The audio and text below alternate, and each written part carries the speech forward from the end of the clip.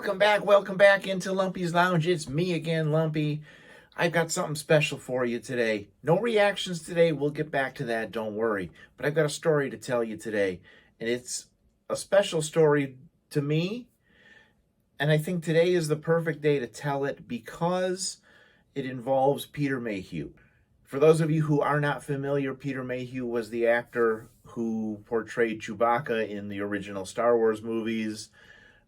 Several other little appearances in episode 3 and the Muppet Show, and all of these other different appearances. Peter was just absolutely fantastic. He spent a lot of time going around to different comic conventions and fan festivals and all of those things. He and his wife would go around. His wife, Angie, is just one of the sweetest ladies ever. And they would go to all these different conventions, and they just loved seeing all of the fans. And this particular story, again, if you remember from my other video about being a costumer, the costume, if you ask people around here, that I'm best known for having was my Chewbacca costume. I made the better part of it myself. I got some help with some of the parts that I had absolutely no clue what to do with, but I put the better part of it together myself. One of the things that, as a costumer, is one of the biggest thrills for you is to be able to show your costume to the person who portrayed that character. So when Peter and his wife Angie came to Motor City Comic Con in 2011. Holy smokes. All of a sudden I feel old. In 2011, I had just finished my Chewbacca costume, and I was really, really excited to show it to them. So the convention ran Friday, Saturday, and Sunday. So I got there Friday and, went and said hello, introduced myself, told them, that I had this costume that I had put together, and they were all excited to see it. And so they got to spend Friday and Saturday seeing me do my thing, okay?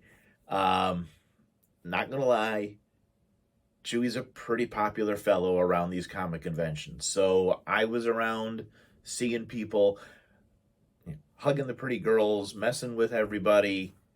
The main part of my story actually takes place at the end of the day on Saturday when I'm getting ready to leave because I wasn't going to be at the convention on Sunday because that just happened to be my birthday. That Motor City Comic Con, when it runs at its usual time, when we're not all pandemicked up and hiding and everything, usually falls right around and sometimes on my birthday. So I was not going to be there on Sunday. So as we were getting ready to leave on Saturday, I went and said my goodbyes to Peter and Angie, told them, it was a thrill to have them there and to get to spend some time with them. And they pulled me over to the side and they said, we just wanted to tell you, we appreciate all of the work that went into putting your costume together. And that was nice because I knew, my costume looked pretty good. It wasn't the greatest looking thing in the world, but for a person who had never done anything like that, it turned out, I thought, pretty good. But then they went and told me that they just wanted me to know.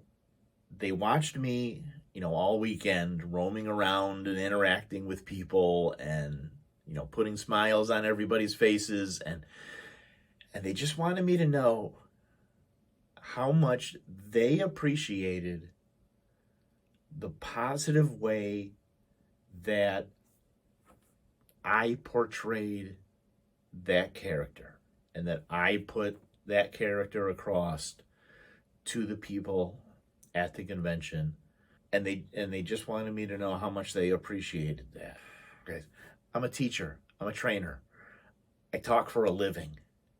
And that was one of the times I honestly had nothing to say because that right there It's like Steph Curry telling you you got a nice jump shot. Tom Hanks telling you you're a good actor. It's, it's pretty much the highest compliment you can get when you are portraying, another person's character. And I never ever and will never ever forget that. And I took that with me every single time from then on that I put that costume on. I kept that with me. And I was always making sure that I was going to do them and their character proud. That was the hardest part when several years ago I had to retire that Chewie costume just because the stilts that I wore, because Peter is 7'3". I am not. Okay.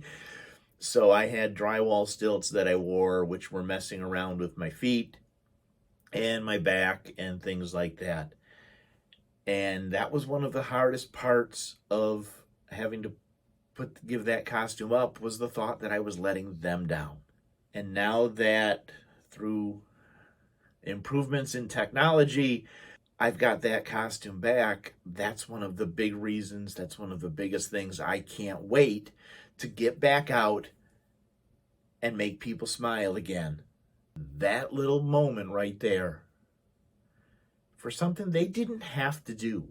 They didn't have to say that. They could have just said, yeah, thank you, it was nice, we're glad we were here, and go on their way. They didn't have to say that. But it stuck with me, and it will stick with me.